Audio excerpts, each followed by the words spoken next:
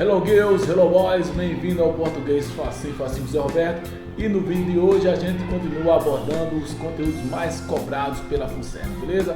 Para você que está se preparando para qualquer concurso que será realizado por essa banca, sobretudo aí para a galera que está se preparando para o concurso da Guarda Municipal de Pernambuco, beleza? Valeu galera, boa sorte com os estudos, Português Facinho, Facinho Zé Roberto. Simbora aí, vamos aos nossos conteúdos. Então galera, o nosso próximo tópico aí é concordância nominal e verbal.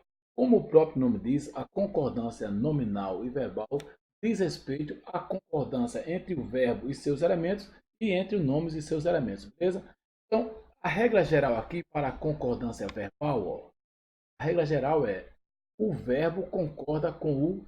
Existem várias regrinhas chatas com relação a esse assunto aí, mas sinceramente, eu acredito que a FUNSERN não vai focar em detalhes não. Se cair uma questão dessa natureza, certamente será no nível mais, vamos dizer assim, mais macro, mais de interpretação. Você perceber se houve alguma falha da norma culta. A FUNSERN, ela aproveita o próprio texto da prova. Então ela tira os fragmentos ali para estudar os conteúdos, para abordar os conteúdos. Então, se você tiver uma crônica, talvez haja aí alguma fuga da norma culta, beleza? Se tiver uma crônica. Se tiver um artigo de opinião, já não vai haver falha no que diz respeito à norma culta, não. O texto crônica é um texto mais simples, mais leve, o autor não tem essa preocupação em seguir os rigores da norma culta, aí às vezes aparece uma linguagem coloquial, uma gíria, uma brincadeira e coisa e tal. Já o artigo de opinião e a reportagem prezam mais pelos padrões da norma culta. Agora, se você tiver numa reportagem, por exemplo, transcrição da fala de alguém envolvido no fato, por exemplo, uma pessoa que participou lá do fato, e se tiver um depoimento dela, aí pode ser que nesse depoimento haja uma fuga da norma culta e aí talvez apareça alguma falha aí na concordância verbal ou nominal, beleza? Então, eu digo aí que você dê uma lida nesse material, mas se você tiver tempo para estudar todas as regras, beleza, estuda. Mas se você tiver pouco tempo, eu aconselho você a não se deter em todos os detalhes, não. Dê uma lida aí nas regras mais gerais, mais específicas, para que você possa entender o conteúdo como um todo. E isso eu acredito que será o suficiente para você responder alguma questão, caso caia uma questão desse sentido, beleza? Como eu já falei, a FUNSERN não se prende muito a detalhes minuciosos, não. Ela vai exigir do candidato aí conhecimento aí gramatical, mas também provavelmente levando aí pelo campo da interpretação, beleza? E aqui, ó, a concordância nominal diz respeito à concordância entre os substantivos e os seus adjuntos. Quem são os adjuntos adenominais de substantivo? São 4 classes gramaticais. O artigo, claro, sempre está ligado ao substantivo, os numerais, os pronomes e os adjetivos. Essas 4 classes de palavras são chamadas de adjuntos adenominais, alguns chamam até de termos satélites do substantivo, porque estão sempre girando em torno do substantivo, sempre concordam, ou pelo menos sempre devem concordar com o substantivo, beleza? Você só vai encontrar uma falha aí, como já falei, se você tiver um texto que não seja... um texto que não esteja de acordo com a norma culta, como, por exemplo, já falei, pode ocorrer numa música, pode ocorrer numa tirinha, pode ocorrer numa charge, pode ocorrer numa crônica. Em um texto mais formal, como já falei, no artigo de opinião, numa reportagem, numa notícia, é mais difícil isso ocorrer, a não ser que haja uma falha com todo o texto, beleza? Vamos aí para o nosso próximo tópico. Regência nominal e verbal. O que é a regência nominal e verbal?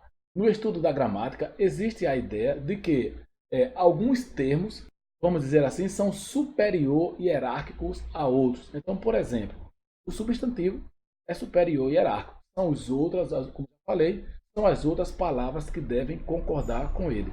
Então, a regência trabalha com essa ideia de que alguns termos e algumas palavras dentro da frase são superiores e são elas quem regem, são elas quem determinam como é que a frase deve se construir. Vamos dar aqui um exemplo básico para você. Quando alguém diz, por exemplo, João gosta. Veja você, João gosta. Qual é a primeira palavra que vem? Claro que é a preposição de, porque quem gosta, gosta de algo. Quem foi que determinou a ocorrência dessa preposição de? Foi o verbo gostar. Então, o verbo é um termo regente e os outros termos são chamados de termos regidos, beleza? O mesmo ocorre com o nome. Por exemplo, eu digo assim, eu estou preocupado. Preocupado é um nome. Automaticamente aí eu tenho que ter a ocorrência de uma palavra. Qual seria a palavra? A preposição com. Porque quem está preocupado com algo. Então, quando eu digo João gosta, automaticamente o verbo gostar, que é o termo regente, vai reger o resto da frase e ele vai exigir aí, no mínimo, mais duas palavras. A preposição de e o algo aí que seria o que nós chamamos de objeto indireto. Então, João gosta de bolo. Então, veja aí que a palavra bolo e a palavra de, que é uma preposição, foram regidas ou exigidas pelo verbo gostar, beleza? Então, a regência diz respeito a isso, ao fato de que alguns termos são superiores e eles regem o restante da frase, exigindo que determinadas palavras apareçam ou não. Então, na regência verbal, o regente é o verbo e os termos regidos são as preposições e os seus complementos, objeto direto, objeto indireto. Na regência nominal, também, o termo regente é o nome, que pode ser um substantivo, um advérbio, um substantivo, um adjetivo, um substantivo, um advérbio, e os termos regidos são as preposições e também o que nós chamamos de complementos nominal, beleza? Então, na regência nominal, o termo regente é um nome e os termos regidos são também as preposições e o que nós chamamos de complemento nominal, beleza? Então, português facinho, Roberto. Vamos lá para o próximo tópico. Fica ligado aí que a regência diz respeito, como já falei, a essa ideia de que alguns termos regem outros, beleza? Vamos aqui para o nosso próximo tópico. Já está aqui. Diz respeito à relação que estabelece entre o verbo e o nome e os seus complementos. Próximo tópico. Classes de palavras e seus usos. Galera, isso aqui é um assunto muito vasto. Muito vasto mesmo. Nós temos aí 10 classes de palavras, como vocês estão vendo. Artigo, substantivo, adjetivo, verbo, advérbio, pronomes, numerais, conjunção, preposição, interjeição. Cada classe de palavra tem uma função, né? Cada classe de palavra existe para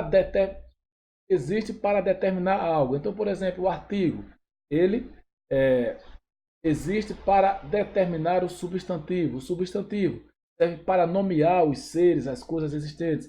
O adjetivo serve para qualificar os substantivos. O verbo serve para indicar as ações, os fenômenos, os estados. O advérbio serve para quê? Serve para apresentar as circunstâncias de ocorrência do verbo.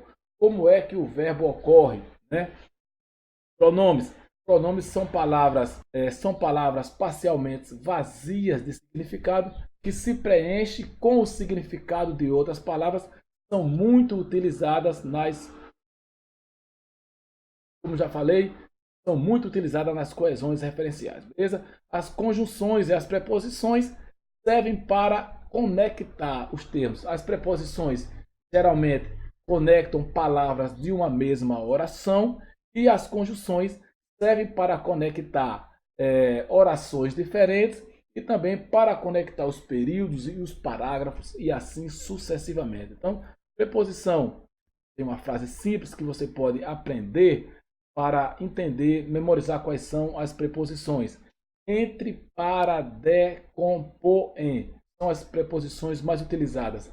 Entre, para, de, com, por, em.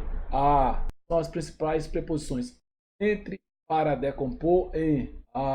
Então, galera, após as preposições, nós temos aqui as conjunções.